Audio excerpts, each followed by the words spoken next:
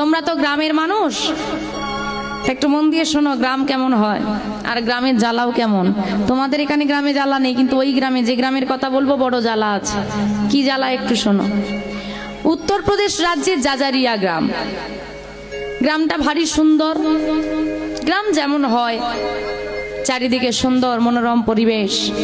গ্রামের কোনো প্রান্তে ব্রাহ্মণ তো কোনো প্রান্তে ক্ষত্রিয়, কোনো প্রান্তে কুমোর, কোনো প্রান্তে কামার, কোনো প্রান্তে ধনী, কোনো প্রান্তে দরিদ্র, যেমন যে যেদিকে পারে বসবাস করে। গ্রামের একতা ভীষণ, সবাই একসঙ্গে একজোট। গ্রামের ভেতরে অভ্যন্তরীণ পরিস্থিতিতে কোনো সুখ শান্তি আনন্দ কিচ্ছু নেই।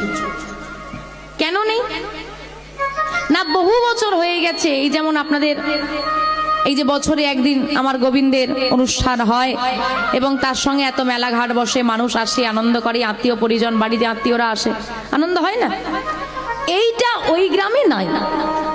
কোনো অনুষ্ঠান হয় না, কোনো মেলাঘাট হয় না। বাবার অনেক পয়সা আছে, অনেক টাকা আছে, অনেক ধনী, মেয়ে ঠিক মতো বিয়ে দেবে সেটাও পারবে না। তোমার মেয়ে, তোমার টাকা তুমি বিয়ে দিতে পারবে না। একটা আতঙ্ক আছে। কি আতঙ্কটার নাম হলো ডাকাত হরিদাস।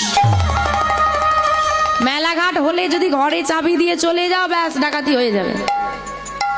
এখন ডাকাতের ভয়ে যারা অতিথি অন্য গ্রামে, তারা সেখানে ভয় আসেই না। মেয়ে চাইছে আমার বিয়ে হয়েছে, বাবার বাড়ি যাবো, এখন খালি হাতে তো যেতে পারবে না। মেয়ে এলে একটু সেজে গুজে আসবে, ডাকাতি হয়ে যাবে, ধরে ফেলবে রাস্তা। আর জঙ্গলে পেরিয়ে গ্রাম, জঙ্গল দিয়ে এলে জঙ্গলে ডাকাতের আড্ডা, কি হবে এবার? এভাবে বাঁচা যায় না। কোনো অনুষ্ঠান নেই, কোনো মেলাঘাট নেই, এভাবে কি শান্তি হয়? তা এভাবে তো বাঁচতে পারি না। বহু বছর হয়ে গেছে, একটা বিহিত চাই। কি বিহিত চাইতে